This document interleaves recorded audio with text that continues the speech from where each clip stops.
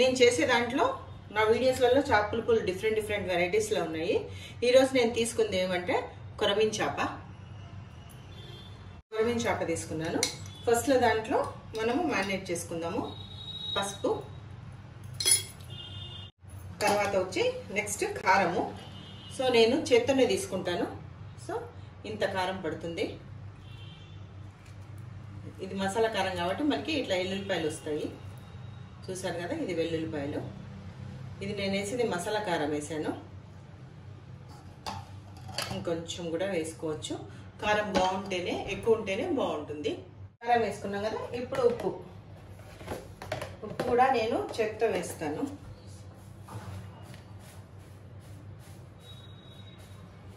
ఎంత పడుతుంది ఉప్పు? కొంచెం ఆపొచ్చు కూడా. ఉప్పు వేసాం కదా. ఇప్పుడు నెక్స్ట్ ధనియాల పొడి వేద్దాం.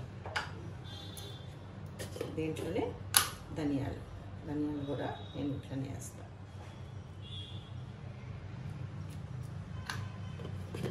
ధనియాల పొడి ఇవి వేసుకున్నాక, ధనియాల పొడి, ఉప్పు, కారము, పసుపు వేసుకున్నాక మనం కొంచెం నూనె వేసుకొని ఇదంతా మ్యారినేట్ చేసుకున్నాం. ఇది ఒక వెరైటీ. ఈ విధంగా చేసుకోవడం ఒక వెరైటీ. నేను ఎప్పుడు చూపించేది ఇన్స్టెంట్గా అప్పటికప్పుడు చేసుకునేవే చూపిస్తున్నాను నేను ఎక్కువ. ఇదేంటి కొంచెం టైం ఉంది కాబట్టి ఇది అంతటా మంచిగా పట్టించేసి ముక్కలన్నిటికీ ఈ మసాలా అంతా పట్టించడం చేద్దాం. ఇంకొంచెం కారం పడుతుంది, తర్వాత చూసుకొని మళ్ళీ వేసుకోవచ్చు. మంచి కలిపేసాను, ప్రతి ఒక్క ముక్కకి అంటింది. ఇప్పుడు దీన్ని ఒక హాఫ్ అన్ అవర్ ఉంచేద్దాం. ఈ కొరమీన్ చేపలో మనకి చెన్న కూడా వచ్చింది. ఇది ఏ టైంలో మనం పులుసులో వేసుకోవాలన్నది కూడా నేను చూపిస్తా. ఫస్ట్ ఇదంతా మంచిగా వాష్ చేసుకొని పెట్టేసుకోవాలి. ఇట్లా చేపలకి ఇట్లా వెడల్పాటి గిన్నె తీసుకుంటే మంచిగా ఉంటుంది.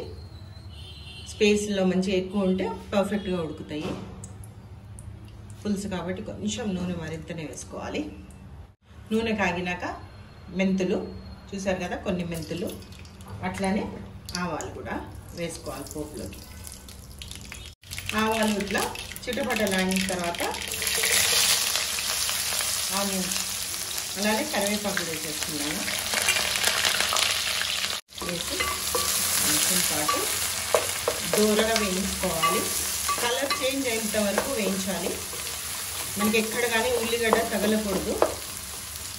అయితే మంచిగా బ్రౌన్ అయ్యేంత వరకు ఓపిక్గా వేయించుకోవాలి. ఉల్లిగడ్డలు కొంచెం రంగు మారుతున్నాయి అని అనుకున్నప్పుడు మనము జీలకర్ర మెంతుల్ది దీంట్లోనే వేసుకుందాం. పోపులో మ్యారినేట్ చేసిన దాంట్లో వేసుకోకుండా ఇలా వేసుకుంటే బాగుంటుంది. ఇది జీలకర్ర పౌడరు.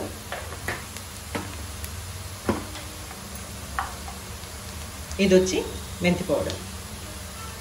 ఫస్టే కొట్టి పెట్టుకుంటాను, తొందరగా వంటలు అవుతాయి మనకి. అది వేసగానే మంచి అరోమా వస్తుందండి. పచ్చివాసన అన్నది చేదుపోతుంది అన్నట్టు మనం పోపులోనే వేసుకుంటే బాగుంటుంది. జీలకర్ర మెంతులు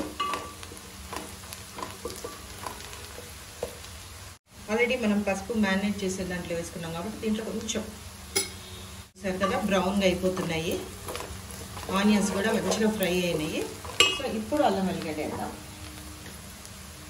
అల్లం వెల్లిగడ్డ చిన్న స్పూన్ అంత అల్లం వెల్లిగడ్డ వేస్తేనే బాగుంటుందండి. నీసుకూరల్లో అల్లం వెల్లుల్లిపాయ ఉంటేనే మనకి మంచిగా ఉంటుంది.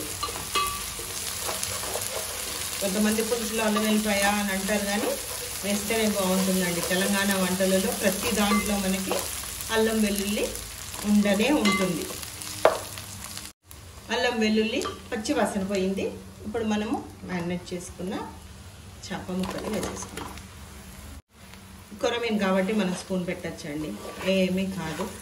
ఇవి చితికే ఛాన్స్ ఉండవు. ఇవి అందులో నేను ఫ్రిడ్జ్లో పెట్టినాను కాబట్టి ఇంకా గట్టిగానే ఉన్నాయి. సో దీంట్లో గరిటె పెట్టచ్చు. మనం వేరే చేపలు చేసుకుంటాం కదా, బొచ్చ చేపలు కానీ రవ్వు కానీ, దాంట్లో గరిటె పెట్టినామంటే ఇంకా అవి చితికిపోతాయి. ఇది కొంచెం ధైర్యం. స్టార్టింగ్లోనే మనం ఇది పెట్టుకోవచ్చు, పులుసు పోసినాక పెట్టుకోకూడదు. సో ఇది ఒక నిమిషం పాటు ఉంచేసుకోవాలి. ప్రతి ముక్కకి నూనె తగిలి మంచి అరోమా వచ్చేస్తుంది. ముక్క పచ్చివాసన అన్నది పోతుంది. ఒక 2 నిమిషాల పాటు ఇట్లానే ఉంచుకుందాం. హై ఫ్లేమ్లో ఉంచేసుకుందాం. లోపల నేను ఇది పులుసు తీసుకుంటాను. ఒక్కసారి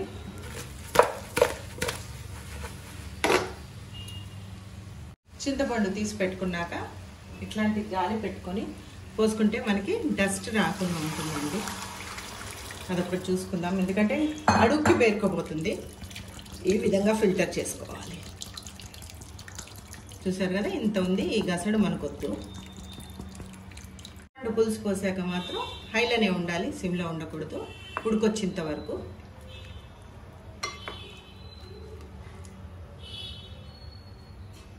కలిపేయద్దండి. ఊరికే స్పూన్ తోటి అటు ఇటు అనుకోవాలి. కొంచెం నీళ్లు పోసుకోవచ్చు, కొంచెం నీళ్లు కూడా పోసుకోవాలి. చూసారు కదా, ఉడుకు స్టార్ట్ అయింది. హైలోనే పెట్టాం కాబట్టి తొందరగా ఉడుకొచ్చేసింది. ఇప్పుడు దీంట్లో పచ్చిమిరపకాయలు ఇట్లా వేస్తేనే బాగుంటుంది. అట్లనే ఈ గుడ్లు ఉన్నాయి కదా, చేప మంచి కడిగి పెట్టుకున్నాను, అది కూడా ఇట్లా వేసేస్తున్నాను. వేసిన తర్వాత ఒక్కసారి అవి లోపలికి వెళ్ళడానికి గరిట పెడుతున్నాం. మళ్ళీ ఒకసారి గట్టిగా ఉడుకు రావాలి. అప్పుడు వరకు దగ్గరే ఉంటా. కొంచెం ఎక్కువసేపు అయినా కానీ ముక్క విచ్చుకోపోతుంది. ఈ ముక్క విచ్చుకోపోదు, వేరే చేపలు ఇచ్చుకోపోతాయి. సో నేను దగ్గరే ఉంటున్నా. పులుసులలోకి మెయిన్ చింతపండు. సారీ, ఇంతకుముందు కూడా తప్పు చేశాను ఒకసారి. చింతపండు బెల్లం వేస్తే చింతపండు అన్నా, బెల్లం ఖచ్చితంగా పడనే పడుతుందండి. ఇది లాస్ట్ ఇయర్ మామిడికాయలు ఇంకా ఉన్నాయి, కొంచెం అయిపోతాయి. సో చేపల పులుసులో మామిడికాయ వేస్తే చాలా బాగుంటుందండి. అండ్ ఇవి చాలా అంటే చాలా పుల్లగా ఉన్నాయి. చూసారు కదా, ఐస్ మనం డీప్లో పెట్టేయాలి. ఇది 1-2 ఇయర్స్ కూడా మనం వాడుకోవచ్చు మామిడికాయని. సో ఈ మామిడికాయ ముక్కలు కూడా దీంట్లో వేసేస్తాం. ఒక్క 2 నిమిషాలలో ఇంకా అయిపోతుంది. ఇవి గుడ్లు ఉడికిపోయినాయి అని తెలిసిందంటే మనం స్టవ్ ఆన్ చేయొచ్చు. కారం కొంచెం తక్కువ అనిపించింది. సో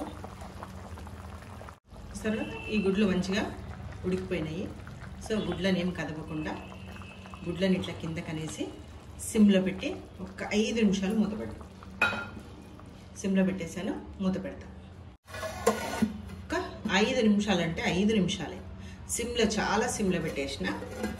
చేస్తారు కదా, మెల్లిగా ఒక 5 మినిట్స్.